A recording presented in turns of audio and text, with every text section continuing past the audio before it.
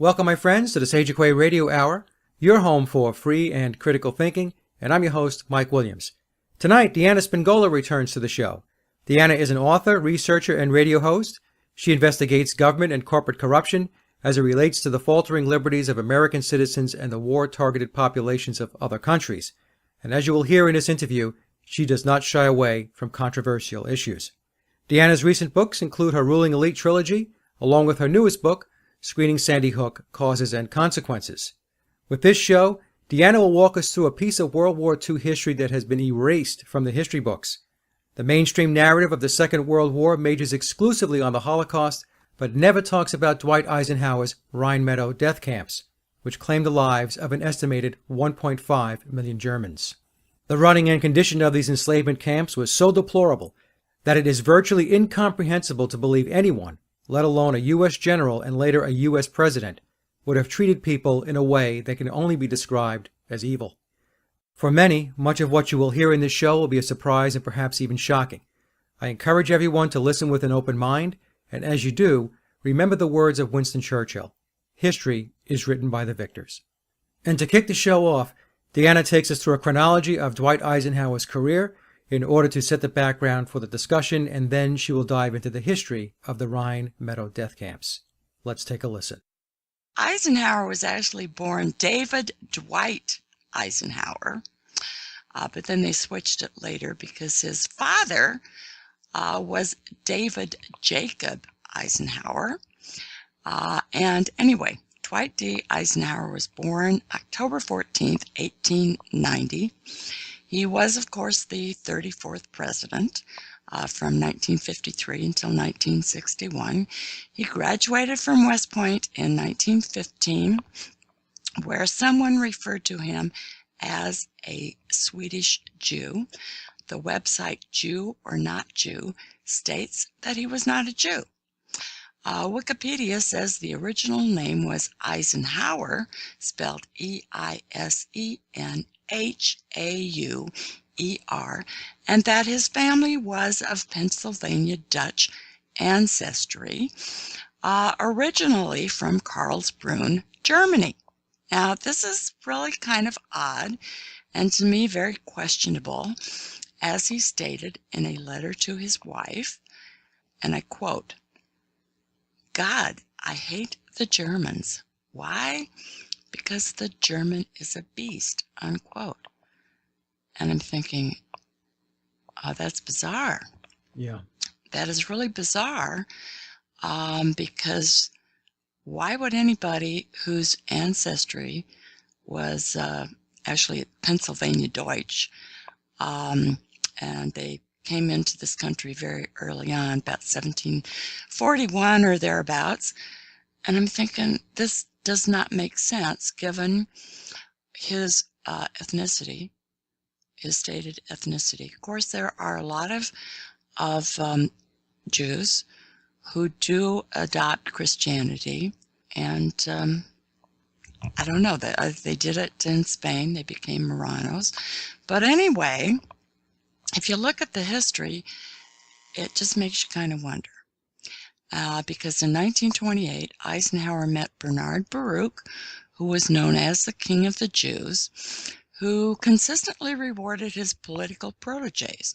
And later on August 5th, 1952, the Veterans of Foreign Wars awarded Eisenhower, then campaigning for the presidency, the very first Bernard Baruch Peace Medal. Now, warmongers are constantly receiving peace medals. I don't know, it's kind of a quirky thing. And Eisenhower responded, and I quote, "I was one of those who for the past quarter century has had the privilege of sitting at his feet," meaning Bernard Baruch, "and listening to his words of wisdom, words that are still mighty," unquote. So that would mean, he met him in 1927, 28. In the same speech, he said that he endorsed Baruch policies, those he had been urging for years. Now, after Eisenhower became president, he advocated those policies, including Baruch's UN plan for total disarmament to accommodate the Cold War charade. Now, that plan, which is actually a Rothschild scheme, means, well, disarming always leads to rearming, which translates into huge profits for the Jewish-controlled military-industrial complex, the one that Eisenhower, after the fact, warned us about in 1961, just when he was stepping down. Now, Eisenhower entered the 1952 presidential race as a Republican to counter the non-interventionism of Senator Robert A. Taft and to crusade against communism, Korea, and corruption. Now, in the first year of his presidency, Eisenhower deposed the leader of Iran in the 1953 Iranian coup d'etat and covertly opposed Joseph McCarthy and contributed to the end of McCarthyism by openly invoking the modern expanded version of the executive privilege. He continued New Deal agencies, expanded Social Security, launched the interstate highway system, which was a good thing, and created DARPA, the Defense Advanced Research Projects Agency. He established the National Defense Education Act. He signed the civil rights legislation in 1957, 1960, and he implemented desegregation in the armed forces. He did a lot of interesting things. He prioritized nuclear weapons and reduced funding for conventional military forces. In other words, he withdrew the regular ammunition so that they could rearm. In 1954, he introduced the domino theory and described communism as a threat to the United States' global economic and military hegemony. Eisenhower authorized the establishment of NASA after the Soviet Union purportedly launched the world's first artificial satellite in 1957, which would begin the so-called space race. But now, if you go back to 1932, now keep in mind that he met Bernard Baruch in 1928, per his words, and counted him as his mentor. In 1932, per orders from President Herbert Hoover, who was a longtime Rothschild agent, I'm going to call him an agent, per orders from President Herbert Hoover, along with Douglas MacArthur, who was his senior, Eisenhower marched against the veterans of World War I, known as the Bonus Army, which was actually the Bonus Expeditionary Force, which was a desperate group of veterans and their families, or about 43,000 individuals, when they peacefully marched to Washington to collect the $1,000 bonus that the government had promised them, either upon their death or in 1944. But these people were absolutely desperate. Now, marching, using the military against citizens is against the Posse Comitatus Act, which was passed June 16, 1878, which prohibited military force against U.S. civilians. Now, MacArthur claimed that the protesters were just pretending to be veterans, but they were actually communist and pacifist. And his aide, Courtney Whitney, claimed that they were anti-Americans, criminals, convicts guilty of murder, rape, robbery, manslaughter, and other despicable crimes that had infiltrated the Bonus Army. Now, the VA records showed that 94% of the marchers were, in fact, World War I veterans. Now, they consented to leave, but wishing to retain their dignity, requested that they be allowed to march out in proper military formation. And MacArthur said, "Yes, my friend, of course," quote unquote. Meanwhile, in preparation for a supposedly peaceful removal, 6 battle tanks, fixed bayonets, and poisonous Adamsite gas developed by Roger Adams for use in World War I were assembled. MacArthur ordered his men to burn the encampment. MacArthur's troops injured hundreds of veterans while killing several of them. So, we see here that if you recategorize people and claim that they are evil monsters, it makes it easier to engage in mass slaughter against them. Now, during his presidency, Eisenhower sent federal troops to Little Rock, Arkansas, to enforce federal court orders to desegregate public schools. So, did he learn that back during the Bonus March? Now, Eisenhower at the time was a bit reluctant to do this because he was afraid of what the press would say. Eisenhower was always manipulated the press, or at least he used the press, particularly in Germany. He gathered the press to look to see what the Germans had done, which was actually taking the focus off of what the American military, under the direction of Eisenhower, was actually doing in Germany. So a deflection approach. Yes. Yeah. Yes. Now, so in 1941, Eisenhower had met Harry Hopkins, and Harry Hopkins was one of Roosevelt's advisors. He was, in fact, one of the architects of the New Deal. And soon after that, top military leaders closely connected to the White House promoted Eisenhower over 1,109 better qualified, more competent officers who actually outranked him. And then, in any war, any commission, any kind of a situation, they will, well, even when you're talking about putting a president in or putting an individual into the White House, you always have to find somebody that's going to do your bidding. And that's exactly what occurred when they promoted Eisenhower above all these other officers who outranked him. And this was in anticipation of imminent war plans. And they first promoted him to a full colonel in March 1941, then to brigadier general in September, before the expected and fully anticipated Japanese attack on Pearl Harbor.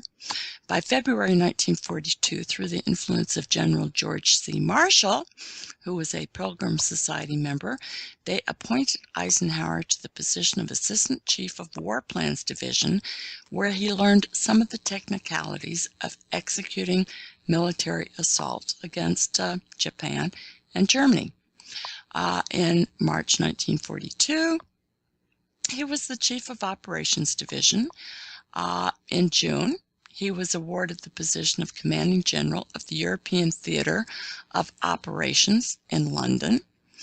Then, thanks to Bernard Baruch, they advanced him to the position of Supreme Commander, Allied Expeditionary Force for the invasion of Europe, scheduled for December 1943.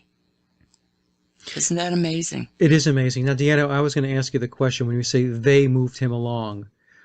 Who are they? Okay, the Joint Chief of Staff was General George C. Marshall. And he was a very compromised individual. He was behind the Marshall Plan after the war. He was most helpful in covering up the Pearl Harbor, that the U.S. military, the U.S. government, was fully aware that there was going to be an attack on Pearl Harbor. They monitored the attack from the time it left Japan until they arrived in Hawaii. They covered it up afterwards with a commission. They stacked and appointed a commission. And George C. Marshall was implicated, and said, oh, I'll step down. But the commission and their conclusions were pretty much hidden from the public. And it was at a time when there were other things going on, and it was just not publicized in the newspaper. But it was the Joint Chief of Staffs who, in other words, the top military leaders who were closely connected to the White House, are the ones that put Eisenhower in charge of the European invasion, simply because of his connections with Bernard Baruch, with Harry Hopkins, with George C. Marshall, who he worked briefly with when he was the Assistant Chief of War Plans Division. Interesting. Very interesting. Indeed. Okay. So, FDR and Winston Churchill met in Casablanca in January 1943. And they decided, now keep in mind that the war ended formally in Germany on May 8th, 1945. But in January 1943, FDR and Winston Churchill, now Stalin did not meet with them because he had this ongoing conflict in Stalingrad, and so he didn't meet.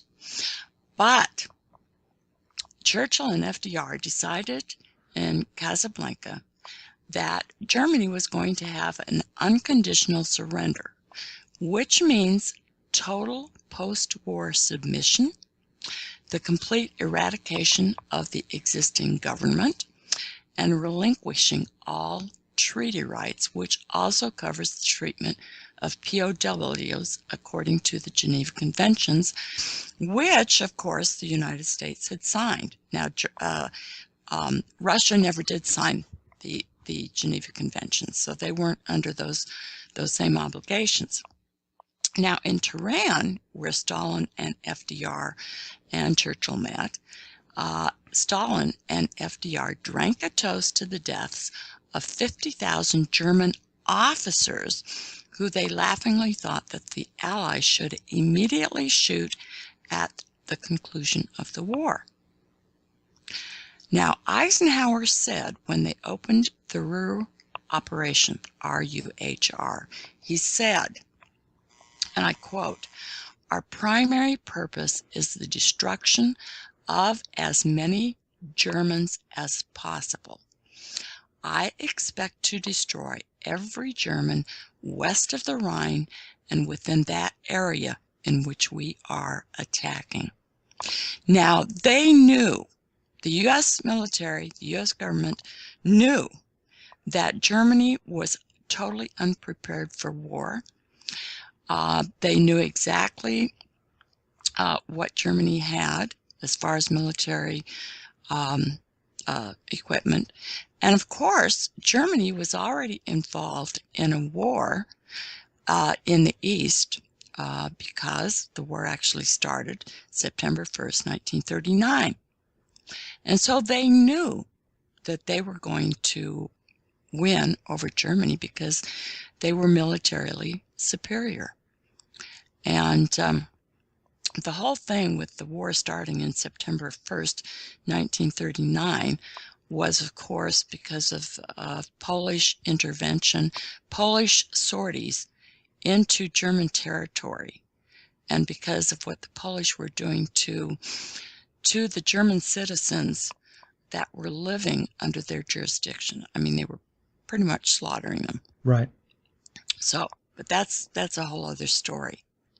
So, now the Treasury Secretary, Henry Morgenthau, told FDR, he said, and I quote, "No one is studying how to treat Germany roughly along the lines you wanted," unquote.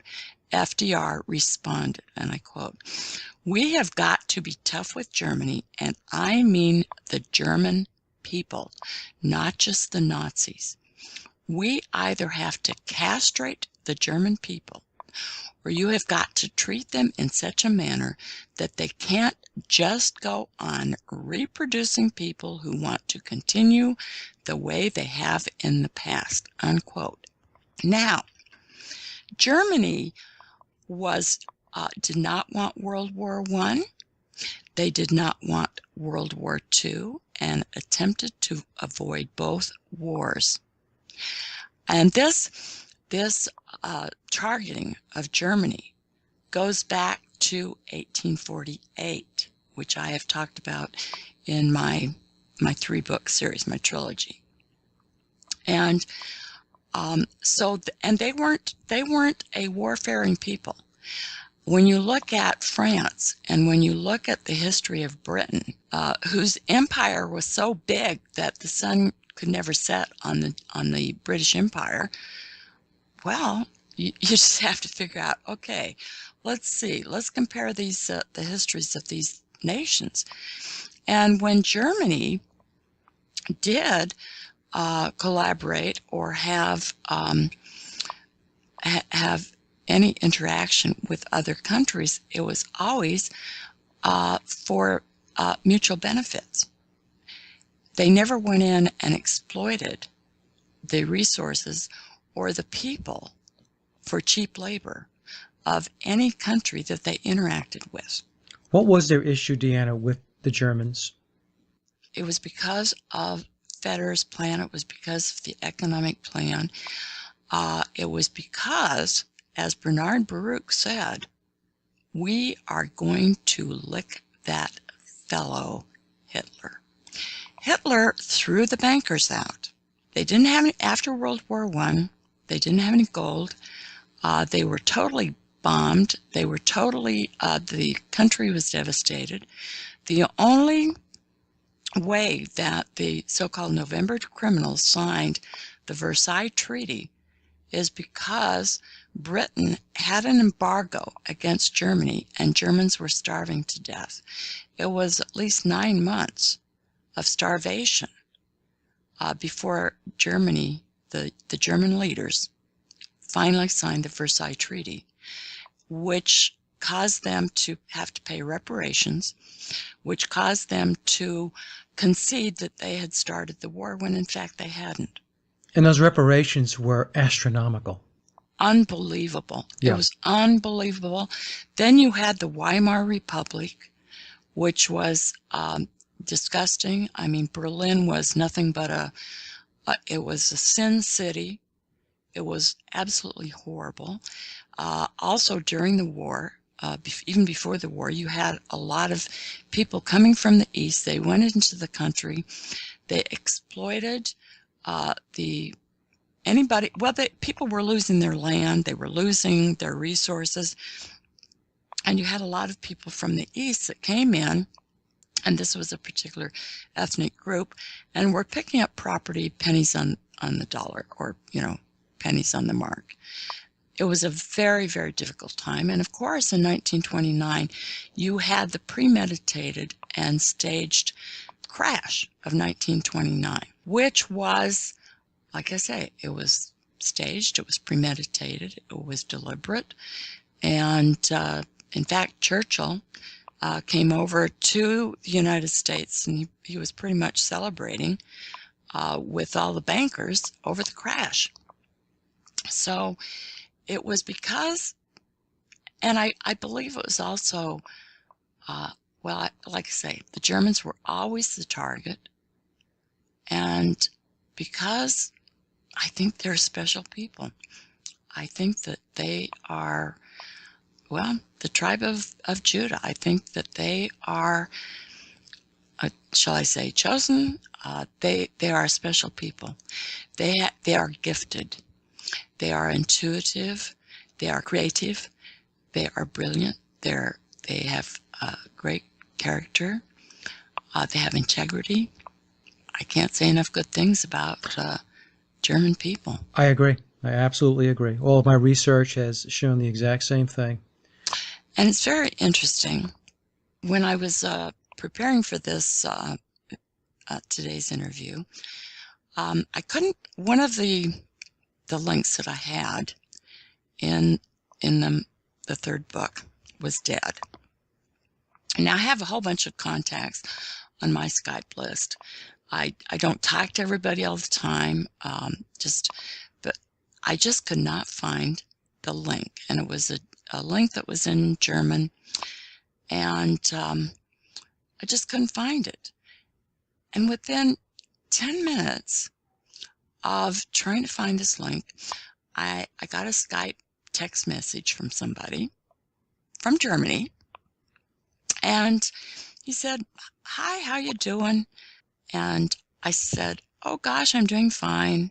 And I was explaining that I was going to be doing a program about the camps, the Eisenhower's camps, and I couldn't find this link. And he came back within a few minutes with a link to some other things. And I said, "Gosh, Providence is this is remarkable. This must be Providence." And he said, "There's no such thing as coincidence." Yeah. And he shared with me a prophecy that was made in the book of Sajawa, Sajaha, and there were 19 writings of this Babylonian seer. And this was in the 9th book. It was in book 9, which was prophesied 3,000 years ago regarding Adolf Hitler. And the book says, the third picture that I give you today shows how once a new king arises in the far, and he is of our blood. His name is Hope, because he closes the sources of evil, and each heavenly sign gives him a year, the first half in peace, and in the second at war. But the sources of evil have to leave, and they overwhelm the young king with blood and fire from above and below and from all sides. So he passes, and the name Hope falls with him. Now, there were 12 years of hope, 6 in peace and 6 in war. From 1933 to 1939, the first 6 years, there was great hope in Germany. The people in Germany were not mesmerized. They loved Adolf Hitler because of what he did economically. He raised a people who had been absolutely torn asunder in the First World War, whose country had been wrecked, whose people had been starved. The economy was savaged. And in the first 6 years, he put people back to work, built the Autobahn, did all of these miraculous things between 1933 and 1939. Then between 1939 and 1945, you had blood and fire from above and below and from all sides. From France, from Britain, from America, from the Soviet Union. It took all of those powers and billions of dollars to supply the Soviets so that they could have the equipment to totally destroy Germany. But Deanna, how do you answer the question that gets posed when we talk about the successes of Adolf Hitler, really bringing Germany out of that ditch and making it robust again? That he did that with the help of the likes of Standard Oil and Ford and so on. That he had an unholy alliance in order to do that. How do you respond to that? He didn't. I cover that in my third book. Most of the industrialists, now he met a lot of the industrialists as early as 1929 when the NSDAP was growing. He met Thyssen. He met a lot of these industrialists who supported him because of his ideas. And there were other individuals like Deterting who contributed because they didn't want Standard coming in and taking over. They didn't want Standard to come in and take over the oil fields that were in Europe. And so not only that, most of the information that people use to say that, oh, he was financed by the Jews or he was financed by Standard, those sources come from Jewish writers. But if you look at some of the actual sources, like the pools, actually cite sources where it was a lot of the German people, the people who belonged to the NSDAP, and their numbers went into the thousands.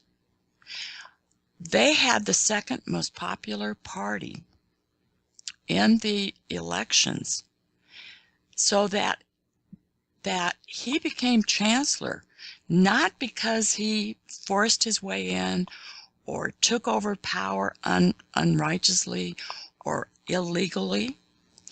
After his stint in jail, because before they thought they'd have to force power, they would have to force the power away from the communists. The communists had infiltrated every other party in Germany except the NSDAP. And it was the common NSDAP member and the common German who contributed what they could to the party. Okay. Anyway, I do cover those issues in my third book. Excellent. So, okay. I didn't mean to derail you there. No, that's great, because I mean, those are questions that people often ask because they are told, oh gosh, the reason that that he could enhance their economic situation is because he was building up the war machine. No, because according to the regulations, the stipulations of the agreements made at the so-called Paris Peace Conference, they could not rearm, and so they didn't. In fact, Hitler was trying to get the others to stop arming.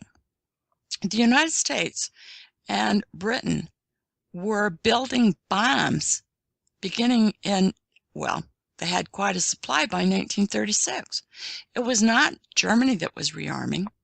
In fact, Poland they were better militarily.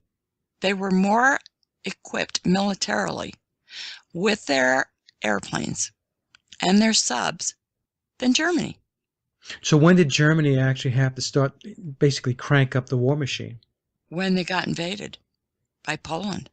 So they had, essentially, what you're saying is really nothing before that? Very little. Okay. Whatever they had was, they had a third of what Britain had. Okay, but then you have Britain, you have France, then you have the Soviet Union, who got a lot of materials from Lend-Lease, and you also had, right after, starting in the 20s, you had a lot of companies going into the Soviet Union and helping to build their agri-economy. So you had a lot of influx into the Soviet Union beginning in the 1920s. It wasn't just Lend-Lease.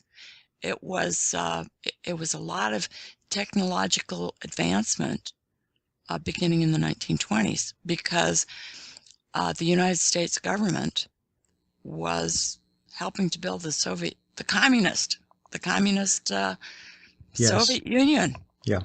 You know, what's even more interesting about this is that on such a short runway, that the Germans' ability to be able to build up their war machine to the degree that they did, when you're saying essentially they didn't really have much It's miraculous. It's miraculous. It really is. It's amazing.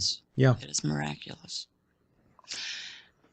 Because what they were concentrating on was rebuilding the country. Yeah, that's right.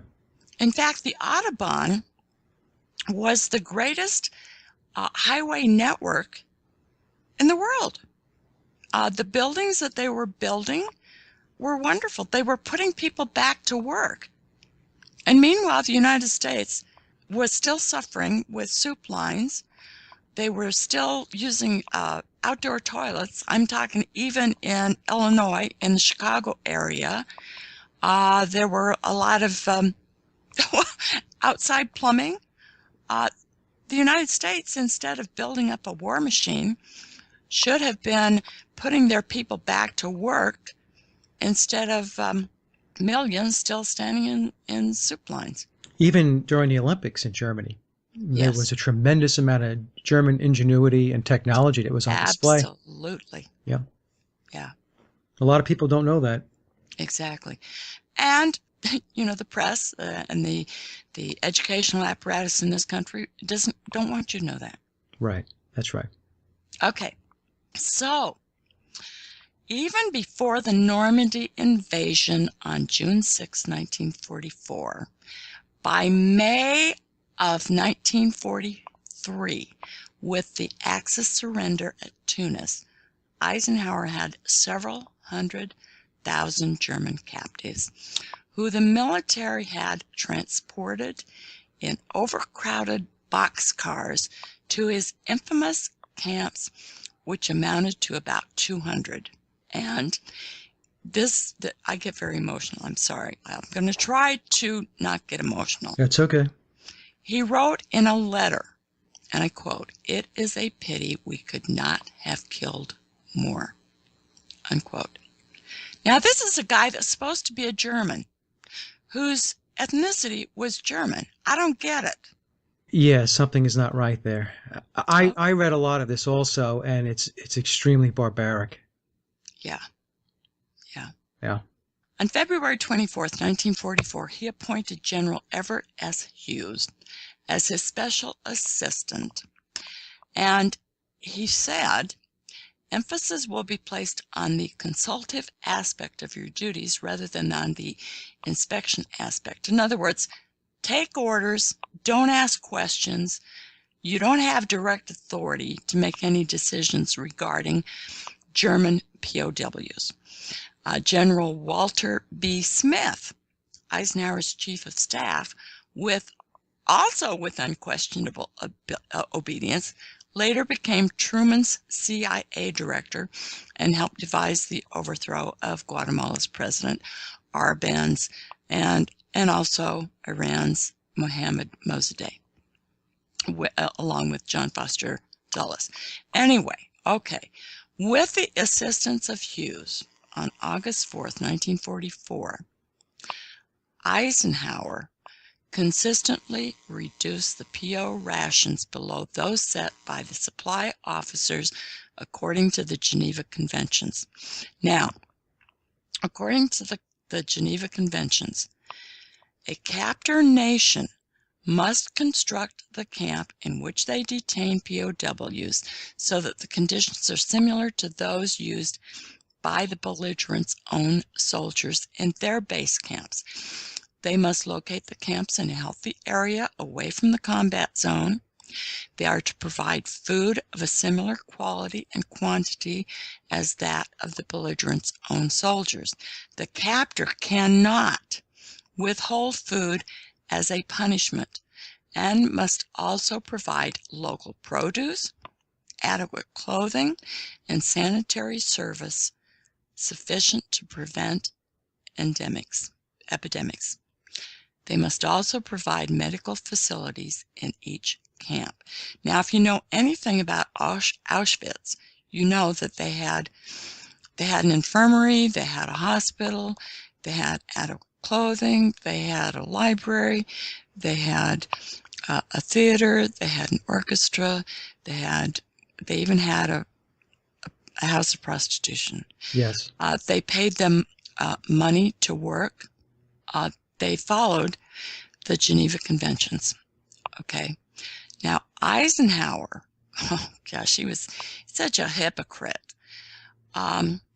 Eisenhower, in a speech in Paris in March 1945, asserted that America would honor the Geneva Conventions with regard to the humane treatment of all German POWs. After all, the United States had signed the conventions way back in 1929, along with 46 other countries. On September 16th, Churchill and FDR agreed to implement the Morgenthau Plan, which included the complete destruction of German industry, which was also against the Geneva Conventions. You don't go into a country that you have subdued and destroy all the industry. You don't do it. Right. Well, the Morgenthau Plan also had on its radar to eliminate millions of Germans. Exactly. Right. And that is what they did.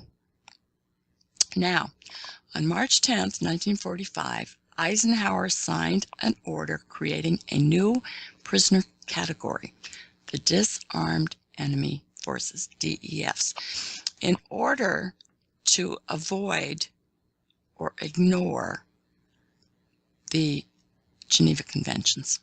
In other words, they weren't POWs anymore. They were DEFs. And therefore, the individuals, the Army did not have to feed the individuals who were DEFs after Germany's surrender. The Allies had between 7 and 8 million DEFs. 7 to 8 million? Mm-hmm. They captured 4.2 million before the new status. And author Giles Meadow writes that these later captives were not entitled to the same levels of shelter and subsistence, unquote. Well, they had no shelter, no food, and no medical. Exactly. They had nothing. Nothing. Right. The Allies also intended to use the Germans, and they did. They used the Germans as slave labor per the Morgenthau Plan, which was discussed in the Moscow Declaration, which was dated November 1st, 1943, and also at Yalta, which was the convention, February 4th through the 11th in 1945, before the end of the war. So, on April 17th, 1945, the United States opened Camp Rheinberg on the Rhine, which is about 6 miles wide in circumference. This was just one of 18 Rhine Meadow enclosures opened in mid-April. The enclosures had little or no food, no buildings, no tents, no cooking facilities, no water, and no latrines. Now, Deanna, just for our audience's sake, because a lot of people are going to try to get their heads wrapped around this, if you could just take a couple of minutes and, again, just make a comparison between Auschwitz and Rheinberg. What Auschwitz offered and what Rheinberg did not. All right. Auschwitz had brick buildings that served as the barracks. They had flush toilets. There was an infirmary. There was a hospital. There was a kitchen. There was a library. They could do theater. They could soccer games. Yeah, they had soccer games. They had an orchestra. Right. They had all of the amenities that even some of the Polish, because Auschwitz was in Poland, that some of the townspeople came to the camp to hear the orchestra. The people in Auschwitz, they weren't there to be killed. Okay, there was a crematoria there because people die. I mean, people die every day everywhere. Well, they had typhus. They had typhus. But they had all these amenities. The laborers, there were all kinds of laborers. There were right. Jewish laborers. There were all kinds of laborers. The International Committee of the Red Cross was allowed to go into Auschwitz. Which they were not allowed into the Rhine Meadow camps, by the way. Exactly. And they didn't see anything wrong there. For one thing, when the people got to Auschwitz from the east, they did give them clean uniforms. They shaved their heads because of the lice. The lice were just absolutely horrific, and lice spread typhus. Okay? Right. That's right. So they gave everybody the opportunity to clean up. They tattooed them. They're not going to take them there, do all that stuff, clean them up, give them new shoes, new uniforms, tattoo them, and then shoot them. Okay, that's just not. Germans are very efficient. Okay, if they were going to, they wouldn't have even taken them to the camp if they were going to kill all of these people. And then there was never 6 million people under their jurisdiction to begin with, because most of the Jews were taken far into the interior of the Soviet Union before the war ever started, for safekeeping, for their safety. But that's another story altogether. But I'm just to compare the camps, flush toilets, I mean everything. They had running water, kitchens, more than one kitchen. Stoves. They had everything that you could imagine. Right. So they had shelter, they had food, they had medical. Yes. They had leisure. Yes. Right. Yeah. The Rheinberg, this one camp, the Rheinberg camp death rate was about 30% a year. And this is Eisenhower's camp. Yes. I just want to make sure the audience is clear on what we're talking about. This is, for lack of a better way of expressing this, our camp. It was their camp. Their camp. Yeah, okay. You have a better way of expressing it. I can't. I don't own this. I agree. And the Rheinberg camp, Camp Rheinberg on the Rhine, was one of 18 death camps. This was in addition to the 200 that were POW camps. Okay? This was for the DEFs, which included anybody they could round up. Men, women, children, 80-year-olds, 8-year-olds, whomever. Also, on April 17th, Eisenhower was focusing the media attention on the liberation of Buchenwald. Now, what they did when the U.S. military went into Buchenwald, they brought in dead bodies from other areas. They were German bodies. They brought in photographers from all over the world. Some of Congress also went over to Germany, and they focused all of this attention on Buchenwald and saying, look what the Germans have done. Look at this. On the very, very same day, on April 17th, 1945, the very same day that Eisenhower and his cronies were opening Camp Rheinberg, they were focusing the media attention of the world on Buchenwald. So, Deanna, when we see all those pictures of these dead bodies, skeleton-like bodies, what is it that people are seeing? They are seeing dead German bodies transported from other areas. And you have Hollywood producers, Hollywood directors, directing the filming of the so-called liberation of Buchenwald. So it's all staged? All staged. It was, as I mentioned in my book, and as one of the directors said, the Holocaust was Hollywood at its best. Staged. Directed. Yeah, a lot of people are going to have a hard time getting their head wrapped around this, but I understand exactly what you're saying. It's because we have been propagandized for years. Right. for years and years, decades. Decades. Yeah, it's decades. Yeah. Okay, on April 21st, 4 days later, Eisenhower sent a message to General George C. Marshall reporting that the new enclosures, and I quote, will provide no shelter or other comforts, unquote. So the top level military, the chief of staffs, Marshall was the chief. He was the top guy under the White House. Knew exactly what Eisenhower was doing, because that's why they sent Eisenhower over there.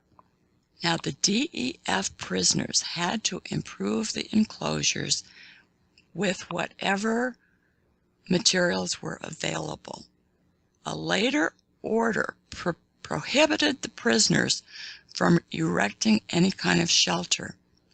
These enclosures were open fields surrounded by barbed wire known as prisoner of war temporary enclosures, complete with searchlights, guard towers, and men with machine guns.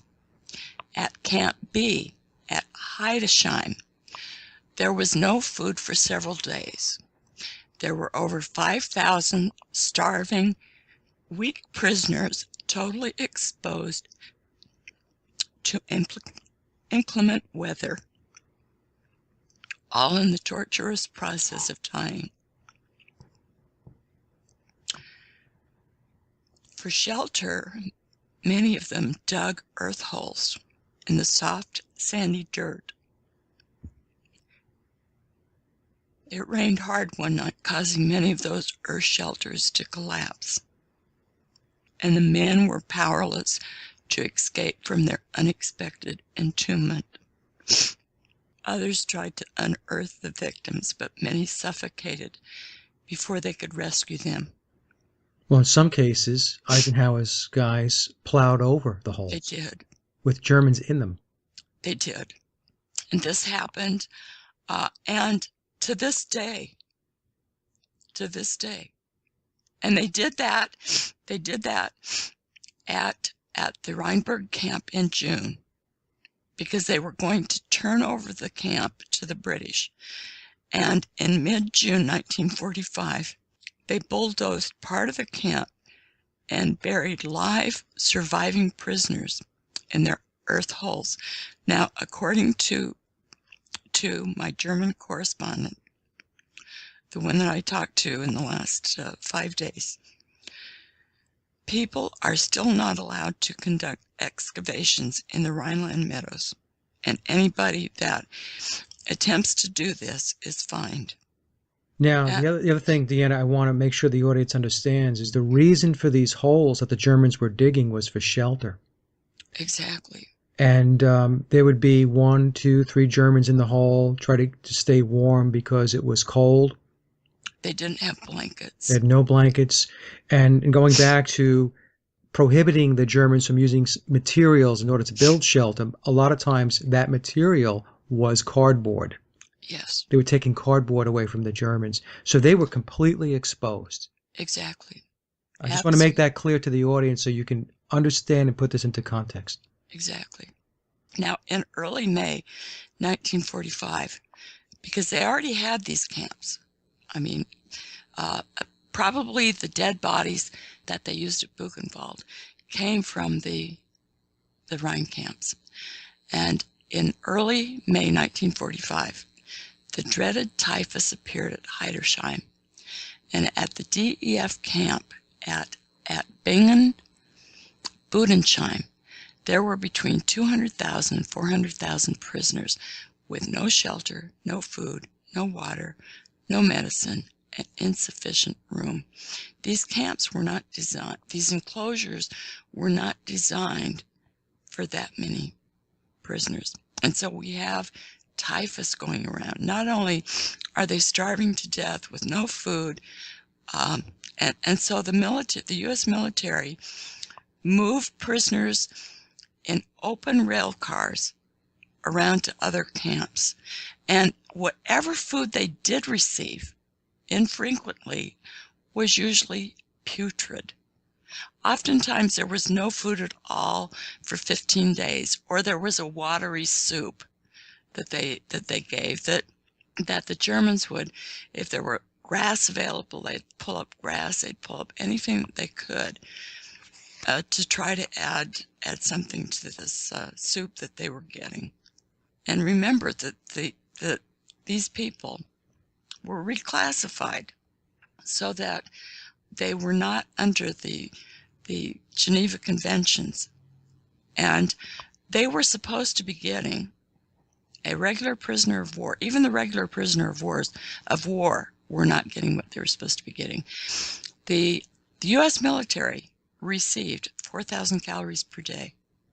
That is what the POWs should have been getting.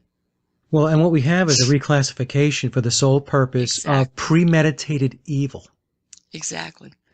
Just as they reclassified the bonus army and said they were a bunch of criminals, rapists, murderers, and communists, so that they could then go in and kill them, burn down their tents.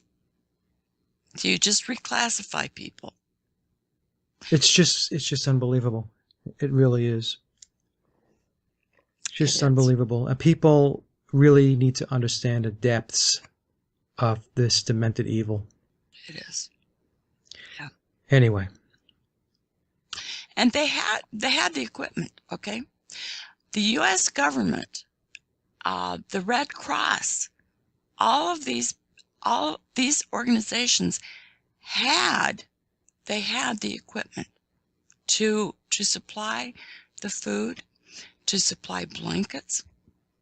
Now remember that, at Auschwitz, they had heated brick barracks, okay? Because in April, getting back to the DEF camps, the enclosures, in April, it was cold. It was still cold and rainy, and the weather was awful. And keep in mind that they had these latrines. They were crowded. They were terrible. The camps. In fact, I have a picture of the camp on the back cover of one of the camps on the back cover of my third book. So they didn't have the latrines in some of the camps. They were crowded, anxious. They were standing almost shoulder to shoulder. They often had to relieve themselves where they stood. There was a growing quagmire of contaminated, putrid mud, and the latrines, wherever there were actually ditches, were actually death traps for those who slipped. And many did. Many fell into. Many did. Yeah. Many did. And they had, the U.S. military had in Europe 50 days worth of 4,000 calorie rations to feed 5 million people by April of 1945. Then they had other lower calorie rations for an additional 50 days that they withheld from the people that they were supposed to be taking care of, the POWs that they were supposed to be taking care of. One of the inmates at Rheinberg was over 80 years old. Another was aged 9. And James Back, B-A-C-Q-U-E, wrote, in April 1945, hundreds of thousands of German soldiers, as well as the sick from hospitals, amputees, women auxiliaries, and civilians were caught. Nagging hunger and agonizing thirst were their companions, and they died of dysentery. A cruel heaven pelted them week after week with streams of rain. Amputees slithered like amphibians through the mud, soaking and freezing. They were... It's okay, Deanna. Just take your time. Take your time. They were naked to the skies, Day after day and night after night, they lay desperate in the sand of Rheinberg or slept exhaustedly into eternity in their collapsing hulls." Unquote. George Weiss, a survivor, reported that the total absence of water was, and I quote, "the worst thing of all." He reported, "For 3.5 days we had no water at all. We would drink our own urine. It tasted terrible. But what could we do?" Unquote. As I mentioned, the Red Cross, though the Germans invited them into their camps, they had Allied camps too, and 97% of all the POWs from the German camps returned home. Right. That's not true.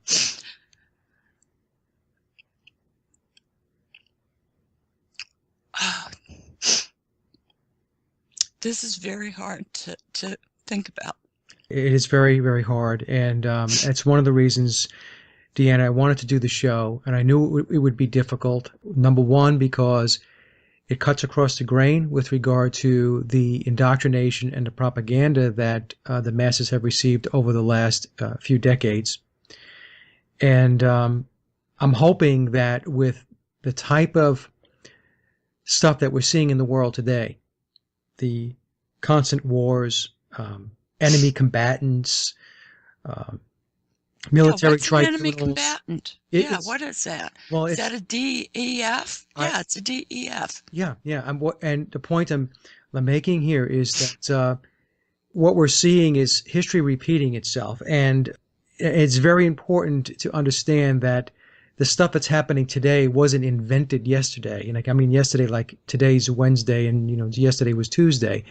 That these type of tactics, this type of thinking, this has been in place for a long time by a cabal that is evil. Exactly. They're evil. Yeah.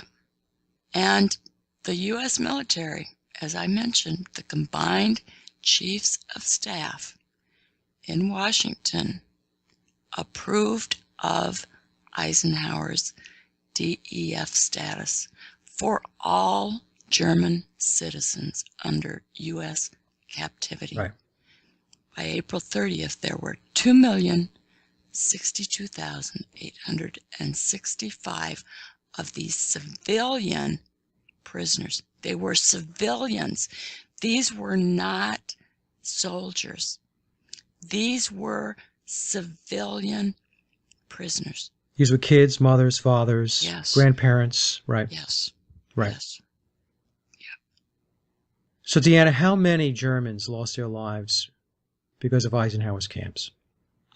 One figure says 1.5 million. Another figure, 1,700,000.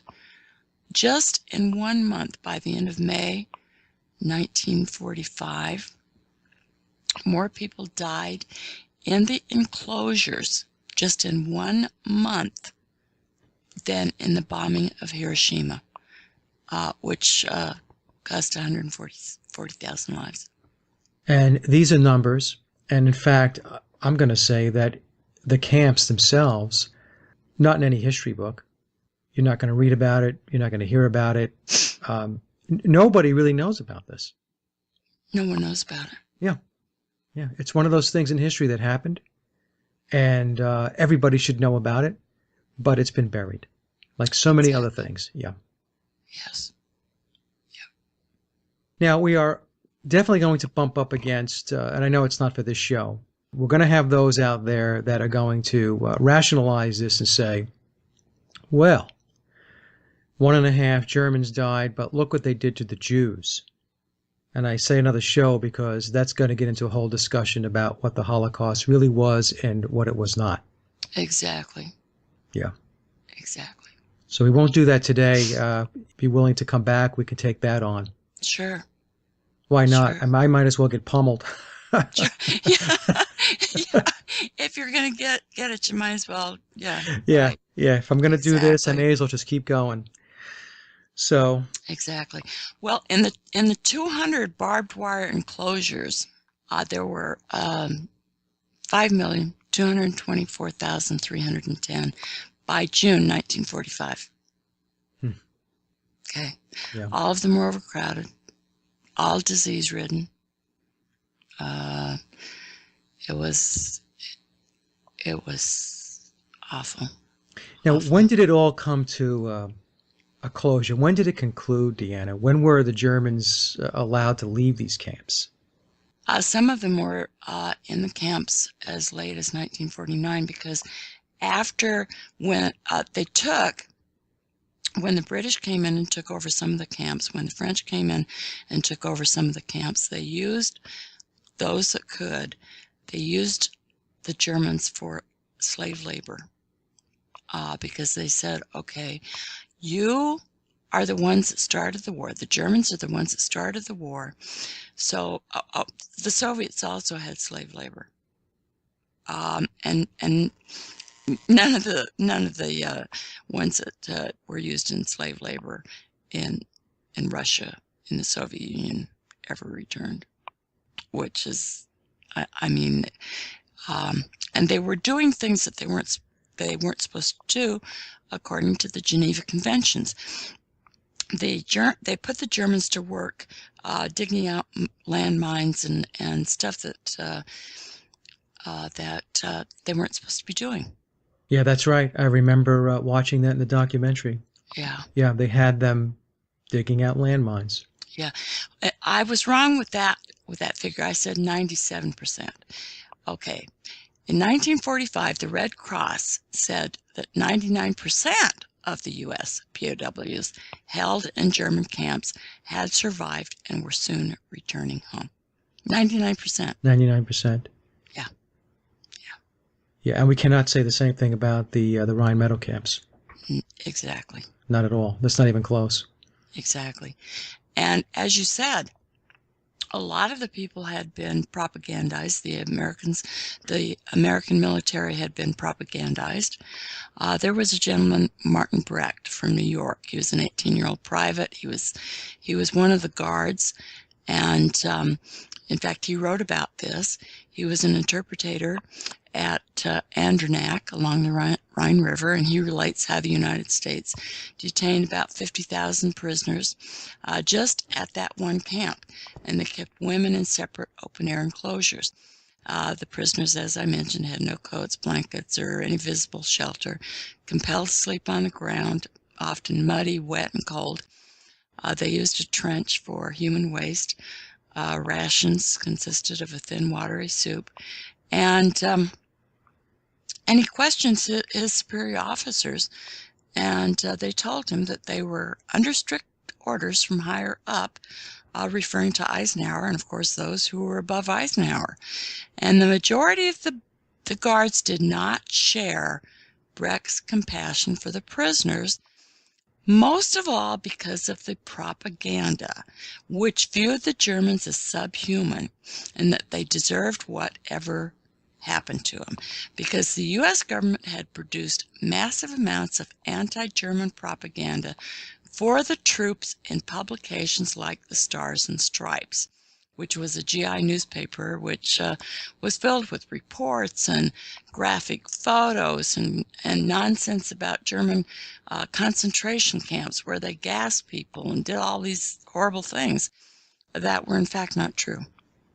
And so this, the Americans who were guarding the Germans in the enclosures, even though most of these were civilians, farmers, and working people, they just had absolutely no compassion for them, and in fact were acting exactly in the same way that they had accused the Germans of treating the Jews. Now, Deanna, you had mentioned that the camps went through 1949, you said? Yes. So it's conceivable that somebody could have been in that camp for how long? How many years? They started 1943. So it's conceivable that somebody could have spent 5 or 6 Sure, years in that type of environment if they survived if that they long. survived it. Yeah. Yeah. Now because some of the U.S. soldiers on May 8th, they thought they were going home. However, now the real occupation began, and Camp Andernach, which is where Brecht was, became known as a killing field, and it was now part of the French zone. So it didn't always remain under U.S. jurisdiction, because they did transfer the German prisoners formerly under U.S. jurisdiction to French military authorities. And then those people were force-marched to other camps, or they were kept for labor purposes.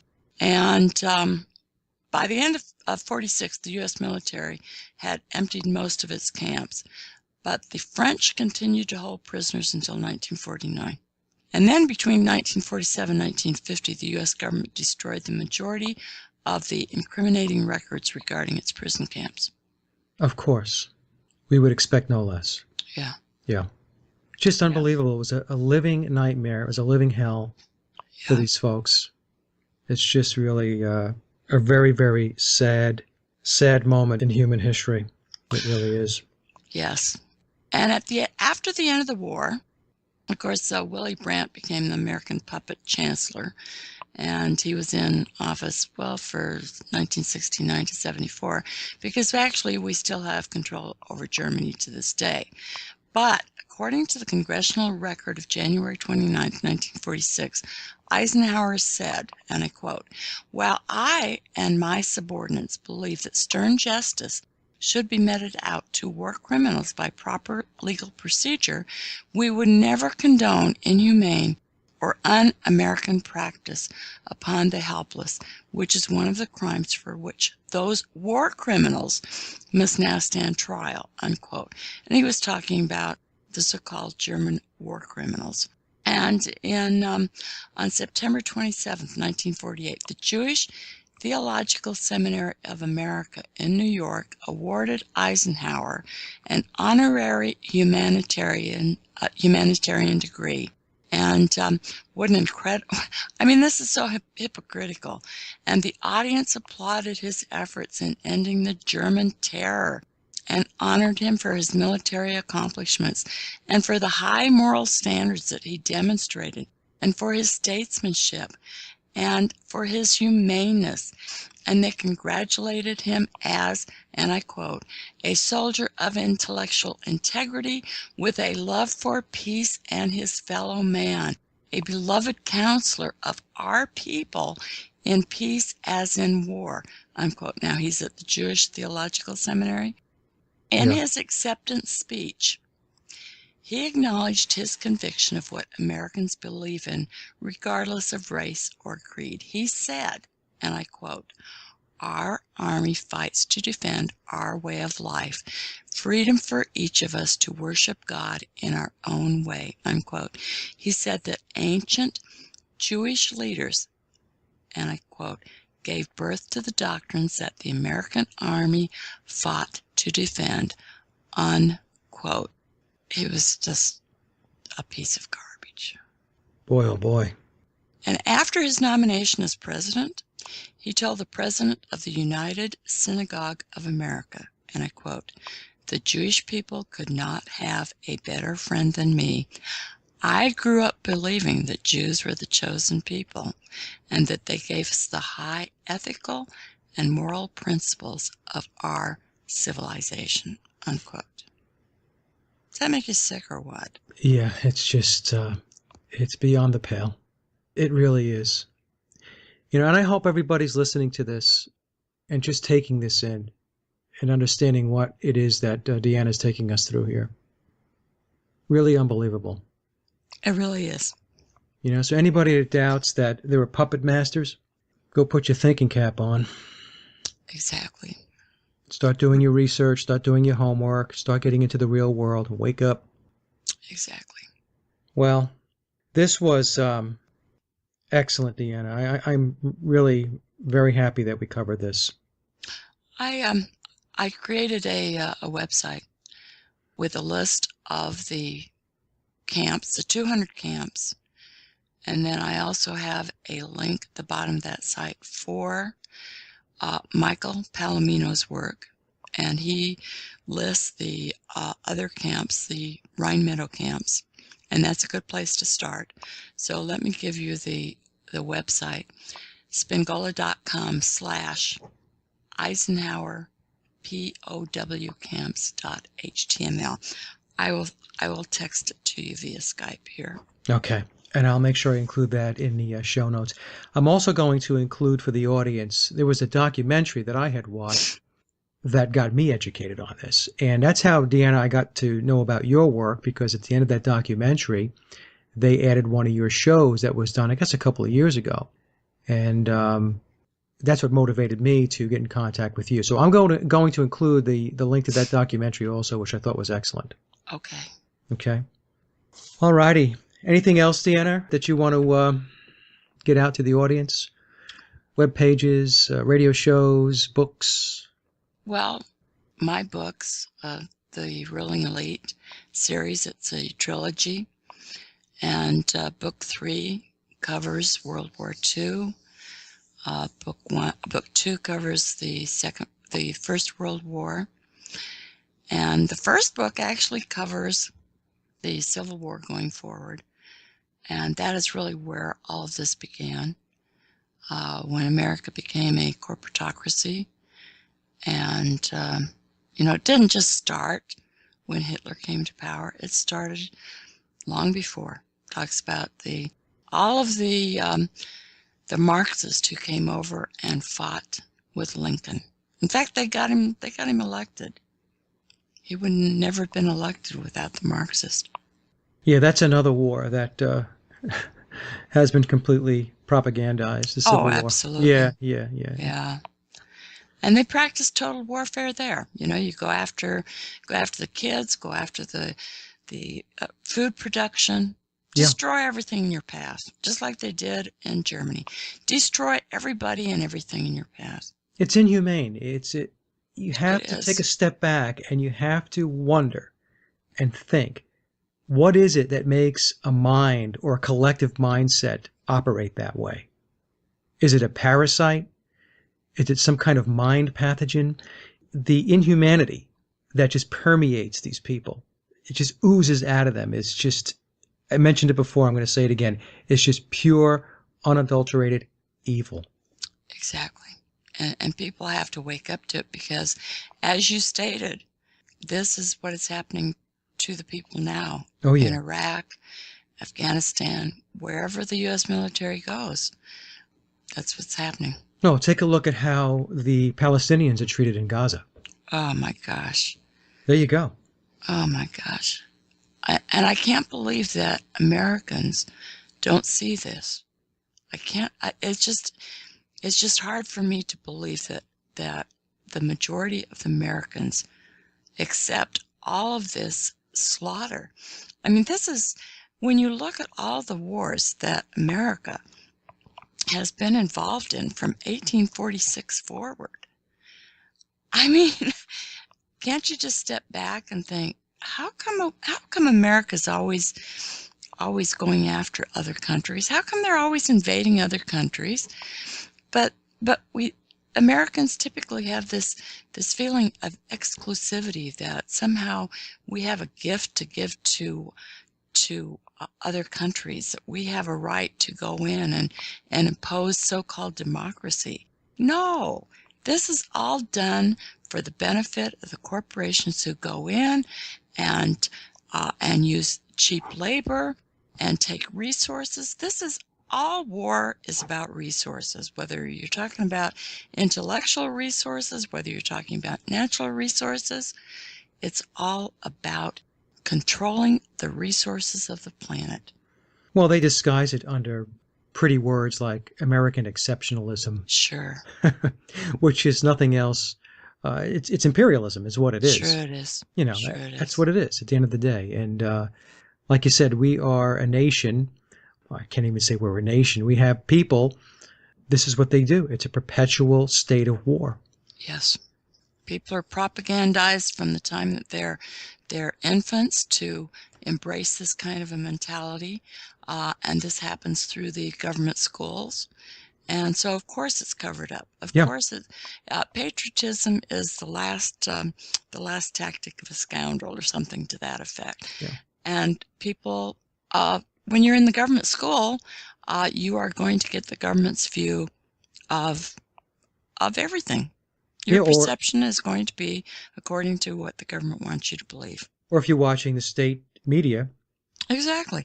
And the Herbert Hoover was the Commerce Secretary when the government took over the censorship of the entire media back in 1927. He took control of the radio. Yeah. Yeah, old Herbert Hoover. That good guy, supposedly. None of these guys are good guys. No. Well, Deanna, this has been terrific. Thank you. You did a great job of getting the information out there and having the facts and the details. And so would you be willing to come back and talk about other stuff? Sure. Okay. I really enjoy the discussions because you're just so informative. Well, you are such a wonderful host.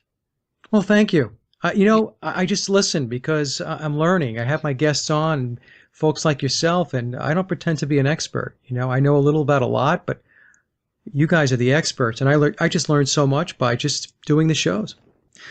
Well, Deanna, I think we can probably wrap it up, and what I'll do is I'm going to have this show out quickly because I want to get it out fast so people can take a listen to it. I have a contingency of friends who are waiting for this show, some German friends that they would like the truth to come out. Yes. Germany needs to have the truth come out. Yeah. They absolutely. are good people. And that concludes my interview with Deanna Spingola, and I hope you enjoyed the discussion as much as I did. Deanna's website can be found at www.spingola.com. There you will also find links to purchase her books, along with a plethora of information on other research topics. And as always, I'd like to thank everyone for listening and visiting the blog, Sage of Quay Radio, which can be found by heading over to sageofquayradio.blogspot.com or by visiting our hub website at www.sageofquay.com. Also, if you get a moment, please take a listen to my album, Leaving Dystopia, by heading over to laboroflovemusic.com. And remember, live in truth and always serve creation. It's really that simple. See everyone next week. Be safe, enjoy, and God bless.